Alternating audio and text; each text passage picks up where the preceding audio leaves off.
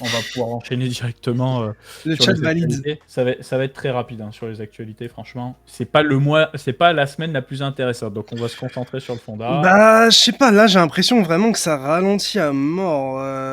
Je sais pas comment l'expliquer. Bah, il y a des périodes, c'est comme ça, franchement. Ok, donc au niveau des actualités, petite actualité brassage de vent, mais on est obligé d'en parler quand même, c'est le CEO de Binance qui se justifie encore par rapport au FUD récent. La justification est quand même de bonne guerre. Alors, petit rappel des faits, tout le monde leur tombe dessus, régulateurs, etc. Même si dans le même temps, il y a des licences qui sont données à Dubaï et dans d'autres endroits pour pouvoir exercer une activité. Qu'est-ce qu'on a eu comme fait récent? On a eu une perte de partenariat avec Mastercard. On a eu les cartes crypto Sur certains Binance pays. qui ont sauté, Non. oui. Les cartes crypto qui ont sauté. On a eu le fait que le Binance USD, qui est émis par Paxos d'ailleurs, a été coupé, alors que l'USDP de Paxos, lui, n'a pas de problème. Donc ils ont fait une rotation vers un autre stablecoin asiatique qui s'appelle le FDUSD pour le moment. Voilà, donc il a fait une prise de parole pour expliquer que écoutez, c'est bien beau tout ce FUD, mais moi, je tiens à vous rappeler qu'on est là depuis longtemps, que tous les retraits fonctionnent, qu'on n'a pas de problème de liquidité, qu'on n'a pas subi de bank run, qu'on a les reins solides. Tout est OK. Bon, il fait son rôle de CEO, il rassure, mais en tout cas, il est totalement serein. Est-ce qu'il a raison de le faire? Bah oui, en tout cas, c'est son rôle. Maintenant, est-ce que nous, côté utilisateur, faut le prendre pour argent comptant? Faites gaffe. On vous le dit à chaque émission, nous on n'a rien contre Binance, au contraire, on les kiffe, on a eu bossé avec eux, on a été invités, on adore le produit, il n'y a pas de souci, mais après 2 bull run et 2 bear market dans les dents, des pertes de fonds sur FTX, des piratages de BitGrail, des trucs comme ça, c'est bon, on a Obligé compris d'être la parano.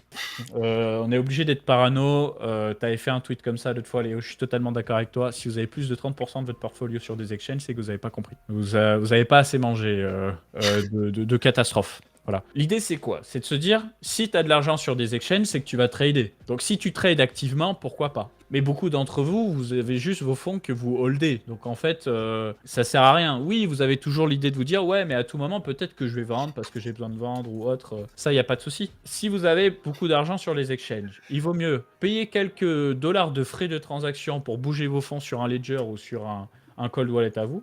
Coucou à Lucky. Ou alors, ouais, en fait, c'est ça, bougez vos fonds, en fait. Bougez vos fonds, même si ça coûte des sous, même si c'est un peu chiant à faire. Parce que si Binance se fait pirater, geler les fonds, part avec la caisse... Bon, ça arrivera jamais, mais vous avez compris. Vous êtes bloqué, en fait. Donc, ne prenez pas ce risque-là. Envoyez vos ETH, vos bitcoins et vos alt sur un wallet. Et si vous avez besoin de vendre sur un Binance, et ben vous les réenvoyez, vous repayerez des frais de transaction. Et au moins, vous êtes tranquille. Je vous invite vraiment, vraiment, vraiment à le faire. Ensuite, donc, on a les fondateurs de Gala Games qui sont attaqués en justice. Bon, la news, elle était dimanche dernier, mais on va faire une rapide note sur ça. Gala Games, c'est quoi? Gala Games, on va dire, c'est une entreprise qui bosse avec différents studios pour développer des jeux Web3. Il y a pas mal de jeux intéressants d'ailleurs. Franchement, il y a des très bons jeux, des jeux très intéressants. Ça relève vachement le niveau sur le Web3.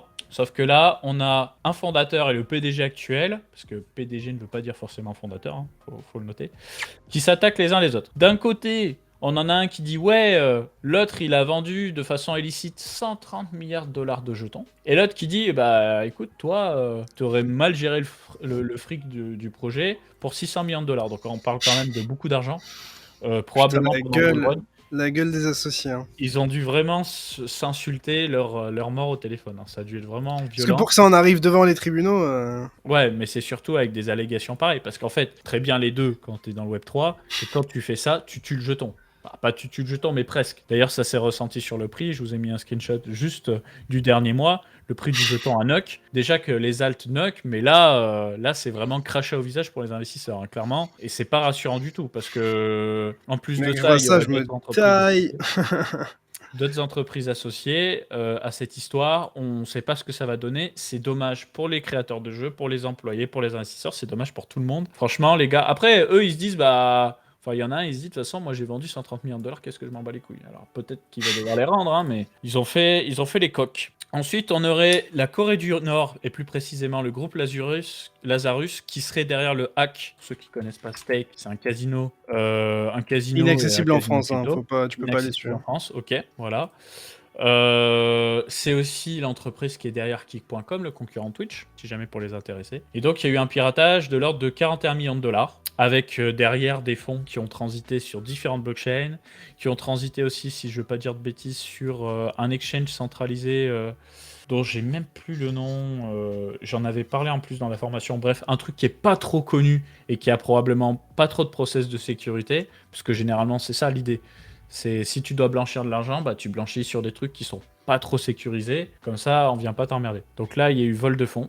Et le groupe Lazarus, c'est un groupe de hackers dirigé par la Corée du Nord. Parce que la Corée du Nord, comme elle fait pas partie du système financier, pour pouvoir avoir de l'argent pour financer les importations, les exportations, toutes sortes de choses, ils sont obligés de faire du piratage, ils sont obligés de faire du sale en fait. Et le piratage en fait partie. Donc pour le moment, l'accusation, elle a été faite de la part du FBI et de, comment ça s'appelle, Arkham, avérée, mais on s'en doute. Et puis c'est aussi toujours très intéressant de faire porter le chapeau à la Corée du Nord. Ensuite, petite parenthèse, la SEC contre-attaque face à Ripple. Alors c'est un jeu de ping-pong, on en parle toutes les semaines parce que c'est nécessaire, parce que ce procès Ripple servira de jurisprudence pour beaucoup de projets, mais c'est un truc qui va durer encore des mois, voire des années. Donc l'idée c'était On n'en quoi? peut plus, hein.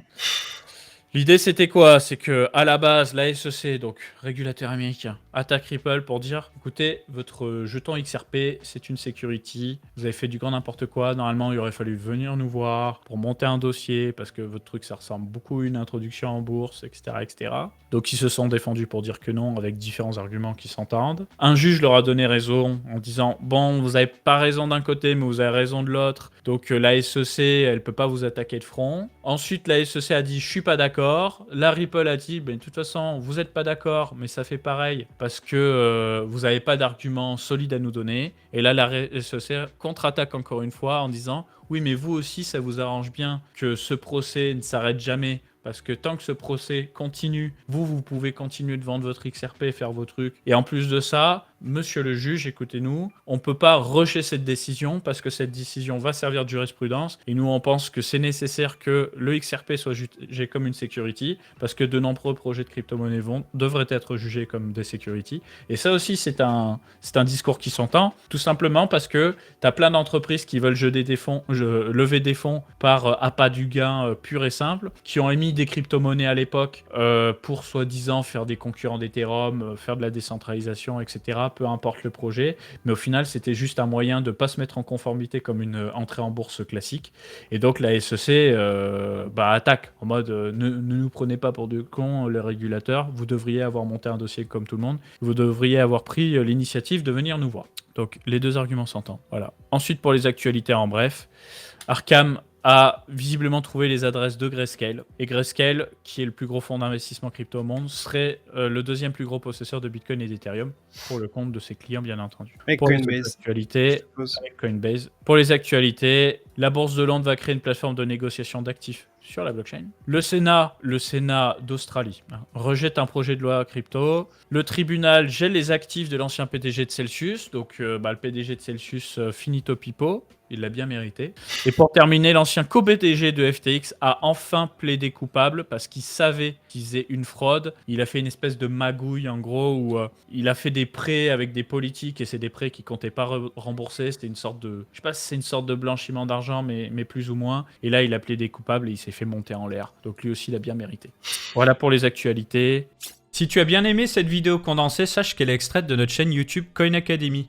Du coup, si tu veux voir l'interview complète, je te laisse cliquer sur la miniature dans l'outro ou alors tu peux passer tout simplement par le lien dans la description.